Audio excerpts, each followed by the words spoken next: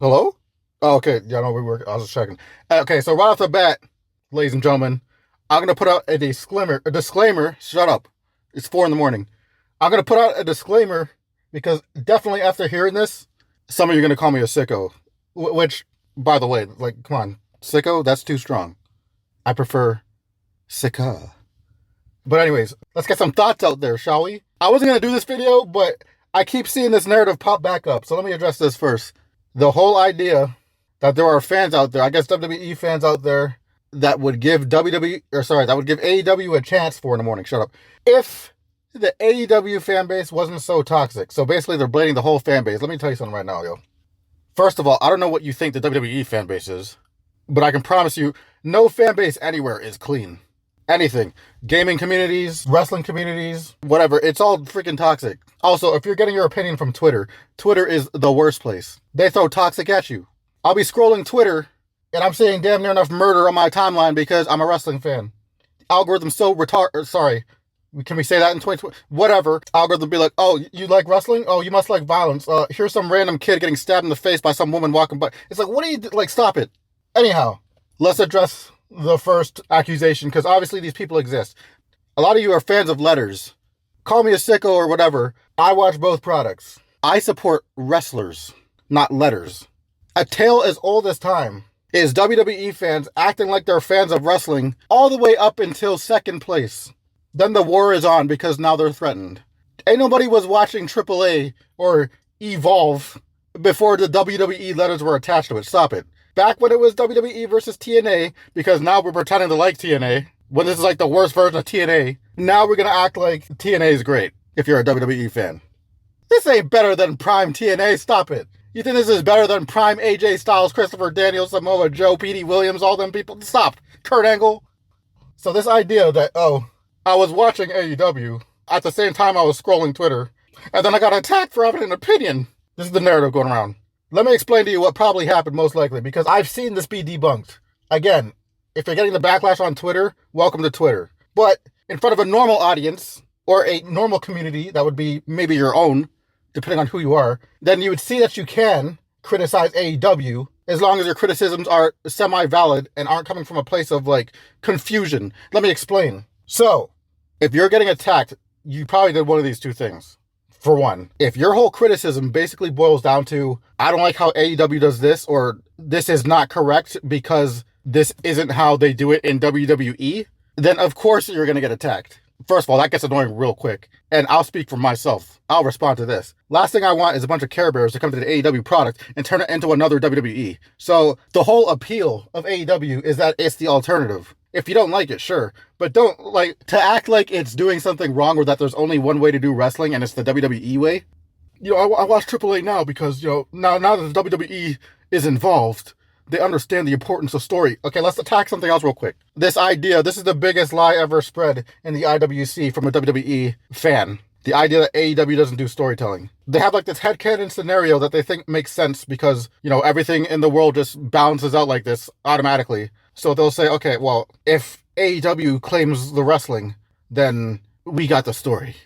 It's like, okay, first of all, both companies obviously have both. It's just that the ratios of importance are skewed differently. In my opinion, AEW has the better balance. That being said, if you're an adult, in my opinion, AEW is doing both better right now, in-ring and storytelling. And they also don't hold your hand. Like, some people, as soon as they see something, like a match that they think is random, they're panicking. It's like one match. It's like, well, why is this happening? This doesn't make any sense. They're so used to WWE, I guess, holding your hand segment by segment. And then when something's happening backstage, followed by their fake Easter eggs and planting of seeds that go nowhere half the time.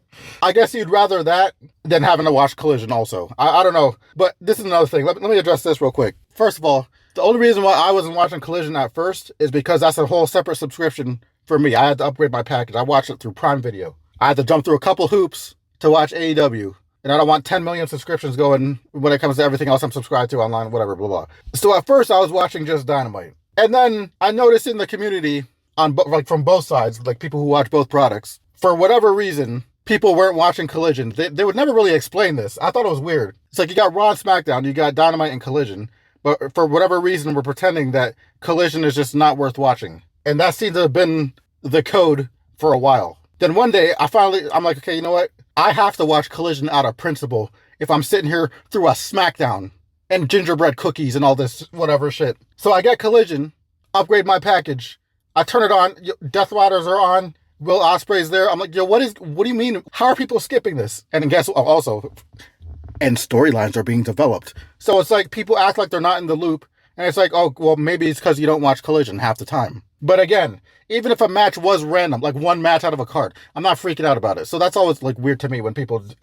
Anyways, there's so much more to talk about. Let's talk about the current world title situation. Because I was going to make this video back at Double or Nothing, well, before Double or Nothing, really. AEW, back when Darby Allin was champion, which, by the way, probably the best transitional reign I can remember in recent memory. That's how you would do it. But of course, WWE fans saw this on Twitter. Darby, they just didn't like the idea of Darby being champion because they didn't like the optics of it. Darby's a smaller guy. Do the little Twitter post like, AEW's champion? Then they got the side-by-side picture. WWE's world champion. And then they use a picture of Roman Reigns instead of Cody Rhodes at the time. Which says a lot right there at how like superficial they can't even use Cody Rhodes. This is where we're at. But that's textbook Twitter. Lie and spin details to try and make a situation worse, because everything has to either be the worst thing ever or the best thing ever. There's no in between, or else people aren't going to care. Anyhow, Darby Allin, great champion. Guy can wrestle his ass off. It was hype in the building. AEW fans got no ball. They were enjoying it. I was enjoying it. But the WWE lens folk, who are trying to give AEW a chance, and definitely not just hate watching, are trying to say this is damaging the product of Darby Allin being champion is damaging the product. Because the only AEW wrestler that they like and wish was a part of the WWE is MJF. First of all, let me tell you right now, I've also seen this movie. Because again, current AEW is just a repeat of the last generation of when it was WWE versus TNA. The amount of times I see people talking about, I want to see this guy in WWE. And then they go over to WWE eventually, and it's never better. Some people work better in different promotions based on the strengths that they're playing to and what the character is about, whatever, what their quality is in ring, whatever it is. People want to talk about AEW fumbled Danhausen. Dog. Danhausen fits better in WWE. Ain't no fumble there. I absolutely would not want to see Danhausen out here on AEW cursing Will Ospreay versus Swerve Strickland. Oh my God. I would lose my shit if Danhausen has a little freaking Dexter's Laboratory ass messing with these actual bangers. Let's talk about that for a second. Because WWE fans want to act like they're getting bangers all the time. So much so that, this is why a story is so much more important. So, okay, what you're using banger so loosely. If banger is your term for what you're talking about, there's another level above that you're unaware of. Because we'll get into that later. But anyhow, back to the whole title situation. Fast forward to today, after you guys making fun of Darby Allin, you got street corner hobo Sami Zayn holding the main belt. Not even the World Heavyweight Championship. The freaking W yellow ass looking... I hate that belt. Anyways, according to spoilers at the time of this video, I don't even know when this is going to be uploaded, but if this comes out and Sami is already not champion, just know that was apparently part of the story, the spoiler. 4 a.m, shut up. So anyhow, the point is, WWE is a very superficial company. That's why you got used to saying stuff like, this guy doesn't deserve to be champion because he's not big enough or whatever. And I somewhat agree. Hear me out. Let me talk about Darby Allin for a second. Looking at Darby Allin amongst the rest of the locker room, for example. Yeah, if I was in charge, there'd be many people that would probably cross my mind to put the belt on before Darby Allin. So I get it. But I cannot deny that this guy did a very good job as a transitional champion. The difference between that and what we get typically out of transitional champions in WWE is look at Drew McIntyre. Guy big as shit and somehow had a worse reign. So do you like the optics that much more than the actual reign and storytelling and like in-ring quality itself? Or are you just all about what you're looking at? I think some people misunderstood me. A couple videos ago, I said something about this is low-key the gayest community I've ever been a part of. Now people thought I was homophobic by saying that. What I meant by that is that even the men will try and attack you for giving women their props. They'll be like, ew, women suck Roman Reigns' dick instead. That's where I was getting it. Anyway, I'm not going to go into that. Tyzik, you just glazed women because clearly you want to smack. I glazed nobody except Asuka. But ask me how many DMs I'm in of any of these people. 0. I'm not one of these people out here getting conned by fake Alexa Bliss, sending her money. The amount of times I've seen that story, it gets me every time. It's always Alexa Bliss or Liv Morgan. But we're not even going to get into all that. So now Sami Zayn's your champion. Honestly, I'm not hype or not hype. I can't. I'm disconnected with the WWE product right now. I don't feel anything. And part of this, the Cody, oh my God. Let's talk about that real quick because I didn't really finish about that whole thing. Cody Rhodes, and I said they were doing this, they are forcing this guy to be, like, they want you to look at Cody Rhodes on the same level as, like, Rock and Austin and I guess even John Cena, for this matter. So don't be surprised, because they already did this once. Come on, this guy finished a story, and now he's about to finish it again for, like, the 4th time or whatever number we're on right now. This is why he lost it to Drew McIntyre, because low-key, they're trying to up those numbers on his reigns. They want him to be like probably 5-time, 6-time world champ by the time he's done his career. Because apparently there's no other babyface that they can develop to split weight or load, whatever. You can say Roman Reigns is a babyface. Technically, oh shit. I'm exhausted. There's so much beating around the bush and like insulting of intelligence when it comes to WWE. I can't. AEW, I can sit there and watch it and enjoy it as a fan of wrestling. WWE, I feel like I'm being conned at every corner. Motherfuckers trying to finesse me at like every chance they get. So yeah. Sami Zayn is champion, and I would think it would be exciting, not even exciting, just would bring us back to neutral by just keeping Cody away from the title for a second. If Sami's going to lose the title, give it to somebody else who hasn't had it yet and give them an actual decent reign. Why are we hot potatoing? I already explained why, but gee, like stop. I don't want to see Cody with another reign. I don't know who actually wants to see this. Okay, I don't know, you probably can hear this. There's a train in the background. This might pick up everything. This thing pick up my bloodstream. If I hold it too close to my chest, I turn the sensitivity down on this thing and still pick up everything.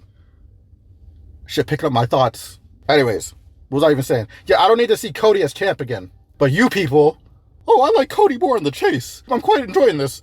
You know, you get the title off him and you get to see Cody back on the chase. Stop. It's boring. He finished the story. Let's move on to something else. I'm losing my mind out here. Again, I'm almost free of WWE.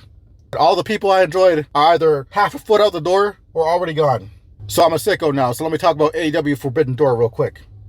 Holy shit. Another thing I love about AEW is so good at introducing me and showing me shit I've never seen before. Almost damn near enough every time I tune into an AEW, like whether it's just, you know, regular Dynamite show or pay-per-view, I'm seeing some crazy shit for the first time. Or just something creative and new, and I gotta respect it. WWE, I feel like I can watch at this point without even actually looking at the screen. I can listen to the freaking match like radio or some shit. And it shouldn't be that way. What I like about this pay-per-view in general is you had very many different styles of wrestling when it came to like the dynamics of who was going up against who. Which another narrative is that AEW just does the one high-octane style and that's it. Just stop trying to make a narrative on AEW. Like, people are spreading so much false information. It's actually crazy. And it's always coming from people who don't actually watch. I guess they just heard it somewhere else and just start parroting it. But anyways, it's something I forgot to mention earlier about Darby Allin. That made me feel the way the last portions of that match was like building up to be, after everything considered, people giving Darby a hard time about being champ in the first place, and this guy just fighting his heart out at 4:30 in the morning. Then you start to get behind the guy, putting his body on the line, dude jumping off of like 30,000 story buildings and shit, hitting the coffin drop through a table, breaking himself for us and the love of the game. During that, you know, like I said, during that match, I sat there and I had a freaking epiphany. I said, holy shit, this must be what WWE tries to get me to feel when it comes to Cody Rhodes or whatever other manufactured ass situation that they got going on at the time. But it doesn't hit when they do it because their build is always off. Their pacing is terrible. And then it doesn't hit and it feels forced. Then I feel like I'm being conned again by a salesman. It's like, hey, you're supposed to like this. Buy into this guy. Don't you like this? This is our guy. He's QB1. Shut up. QB1 this, QB1 that. Sami Zayn getting a championship reign literally only because of Saudi Arabia. I know a fake WWE push when I see it. Let's talk about Raquel Rodriguez. If they're going to do that, then again, the pacing and opportunity of execution, the window is gone. Anyways, I told you this is going to be all over the place. But the last match I got to talk about for sure. Will Ospreay versus Swerve Strickland. So another difference I have here when it comes to me consuming the AEW product and me consuming the WWE product. When I see advertisement, oh, this match is happening here. And I know for damn sure, like I know there's going to be some shit, some good shit.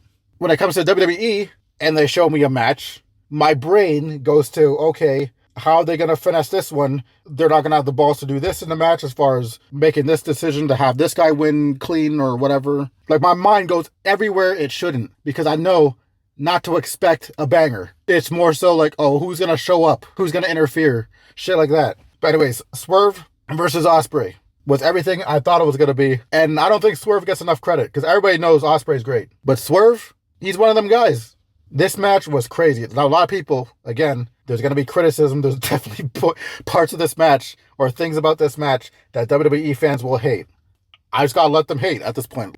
I enjoyed this match. This is definitely my match of the year at least. The in-ring was great.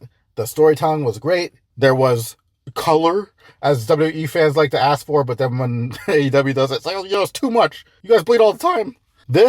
Everything in this match, as much as some people might try and criticize, I feel like it was warranted. Now, definitely there were spots in the match where it looked like, which is the whole point of a false finish, of thinking it's going to be over and then it's not. Did they do that maybe one too many times? I don't know. I didn't have a problem with it. This was supposed to be a war between the two. And when these two can go at it in the ring at the level that they can, you got to let them do their shit. I don't know how else to explain it. So anyways, after finishers failing and stuff like this, this match had everything. It had the anime clash of finishers. By that point, it had already been a war. You know how gangster it is to say, all right, let's turn this into the Wild West. We're going to draw our guns. And then it's basically, whoever quick draws first. It's basically a mix of that and some anime shit like Naruto and Sasuke running at each other with Rasengan and Chidori. Except it was House Call versus Hidden Blade. Some people said the match should have ended there. I mean, it could have ended there. But here's the thing with me, personally, and when it comes to false finishes. My mindset is if you're going to kick out of this, then the actual finish better be better than this. And for the most part, it was. So I can't even be mad. But let me tell you something. There's one thing in this match that WWE fans are absolutely going to hate. And I have to defend it. Not defend it, but I'll explain why because I half agree. I think you already know what I'm talking about. Okay, so anyway, let me just go to it. So at one point in the match, the Death Riders eventually came out. Not to interfere, but they just came up to back up Will Ospreay. Get in his corner. And by this time, Ospreay was looking dead to rights. On his knees, about to take a house call, which looks like it would have been the last one. Strickland hits the house call, kicks him clean in the side of the head. Ospreay turns his head, like what he sells, obviously naturally in the direction in which he would have been kicked. But he freezes and is just staring, like death staring at Jon Moxley. So effectively he no-sells it, like he took the hit, but then just pained it or whatever, and is just staring at Moxley, just glaring at him. And everybody's like, what the fuck just happened?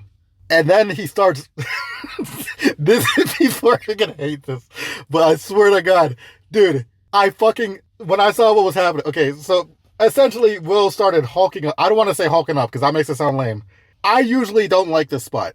And people like to criticize Will Ospreay for not selling. They don't know what they're talking about. I could go into that further to explain why that criticism is not as genuine as people think it is. Anyways, so rewind, because this gotta be built up properly. So he takes the house call kick, gets hit in the face, fucking head turns, staring at Jon Moxley out of pure anger and spite almost damn near of looking like in his face. Face just starts turning red. He starts hyping up, coming back alive. He starts getting up. He's powering up. The motherfucker. I sat up out of my seat because I was laying down. I fucking got up. And literally, I'm fully back in. I wasn't out of it. I was just watching comfortably, still hype as hell from the position I was in. But when I saw this shit coming, his adrenaline became my adrenaline. Motherfuckers gonna hate this shit. So like I said, I sat up and I'm on the edge of my seat watching this shit because I know, it's about to go down. Motherfucker gets back up and just starts going crazy. And to spare the rest of basically, Ospreay won. But my God, that build was stop it. Hidden blades, tiger drivers. Okay, hear me out. Let me tell you why this was hype. I'm not trying to tell you why you should think it's hype. Because I know, no selling. There was no selling AEW. No. Let me explain why this is what was happening here. But first of all, I gotta mention how clean motherfucker did a buckshot hidden blade in this match. I don't even think he's ever done he didn't even do that versus Hangman. But again, if we're gonna actually talk about it, the story of this match, because for the people that think they don't do the story of this match was nothing was working. And then when the Death Riders came out, Ospreay had to reach deep into his bag and remember all the training that he went through with the Death Riders and all Jon Moxley's teachings. He did Paradigm Shift and all this stuff. It was all there. So the ending, like I said, was a better ending than if it ended at any of the other spots, in my opinion. That's why I didn't have a problem with the false finishes and stuff like this. This shit was incredible. But again, as I was getting at, the reason why the no-sell in this moment, for me, was actually hype, Because again, it's all about how it's executed and what's going to come after the no-sell. This is where it falls flat. There is a difference between this no-sell into the Hulk up and then somebody like Cody Rhodes trying to do this shit. Will Ospreay in this situation, I felt it because it felt genuine. At that point during the match, with everything that had happened, all clean with execution, at this point, that had to have been real adrenaline. It's about the hype and intensity that you deliver after the Hulk up that makes the difference too. Cut to Cody Rhodes, motherfucker will Hulk up and then proceed to follow up with a shift back into first gear. It's like, dude, you didn't move. You turned up nothing. I'm sorry. Your 1920s movements don't do it for me. You can't do this spot. I don't care how many times you punch yourself in the jaw. It looks like a performance. This one looked real. I felt this one. Stop conning me, WWE. Nothing Cody Rhodes does looks that explosive. I'm sorry. You can't be hulking up. There's nothing even crazy in your moveset. And if it is, I've already seen somebody do something similar way better. With better form and execution. You can't do it. Stop hulking. My point is, that moment, I swear, oh my God. I'm usually with you, like, on the no-sell thing. If it's done badly, like I said. Because again, remember when Cody kicked out a Burning Hammer versus AJ Styles? This, that, and what we just saw at, at Forbidden Door, that is not the same thing. Anyhow, this was easily my match of the year. It's going to be hard to top. I don't want to hear nothing about no mask versus mask. I've seen both these matches. I don't know how the fuck everybody hyping up mask versus mask like this. Motherfuckers don't watch Collision talking about they're missing out on storylines. You mean to tell me you're digging into the AAA trenches to get whatever missing story context that I would have been missing that made this such a great story? Last I saw, Mask versus Mask was about Chad Gable being the original, but basically being rejected in Mexico because he doesn't speak Spanish. That's effectively what it came down to. Kaiser won them over because he actually knows the language. So he became more legit to them. So what the hell else context was I missing? Fill me in. Was the story not basically just, oh, there can only be one? One of us gonna have to change. I swear to God, people were on here, oh, the story, it was so cinema. Dude, this thing started goofy with Chad Gable, and now suddenly it's like I skipped the cutscene, I pressed A on the controller, and now suddenly some like heart-wrenching, like, what? I watched the match, and I was like, oh yeah, this is a very good match. Obviously, Chad Gable's in there. Now, this doesn't even sound right when he said it out loud. You're gonna tell me Chad Gable and Ludwig Kaiser played better ball than Swerve Strickland and Will Ospreay? The way how you're talking, Ludwig Kaiser has to be like top 5 in the company right now for you. But again, where are these missing story elements that are apparently carrying? Because I know Ludwig's girlfriend is, I guess, that Mexican girl or whatever. I don't know what context I was missing. But anyways, I'm calling bullshit on that one because motherfuckers will try and gas up anything that has the WWE letters attached to them now. I've seen how you guys act to storylines that involve languages that are not English. I'm calling bullshit. Anyways, this is your average sicko reporting in. What I want to know is, why can't we all just get along? Like these WWE Care Bears acting like I'm the worst person because I don't want to sit here and be conned by the WWE on a weekly basis. Mad at me because I'm balanced. And you can test me on that. Look through my catalog and you'll see I'm not one of these people that cry on here constant. So when I do come on here and cry, just know that it's not constant. I absolutely make the effort to make things a fun time on here. So don't try and give me that. Okay? Let me have this one. You let others have it. Or maybe you don't. Because motherfucking algorithm be posting me in the wrong neighborhoods and shit. So I'm like very separate from where this shit would be doing numbers. Algorithm trying so hard to make me be a one trick on some other shit. I'm not going to go into that right now. But anyways, Tyzik Thunder. Shout out to the sickos. Shout out to the Care Bears. I'm balanced. I'm different. We out.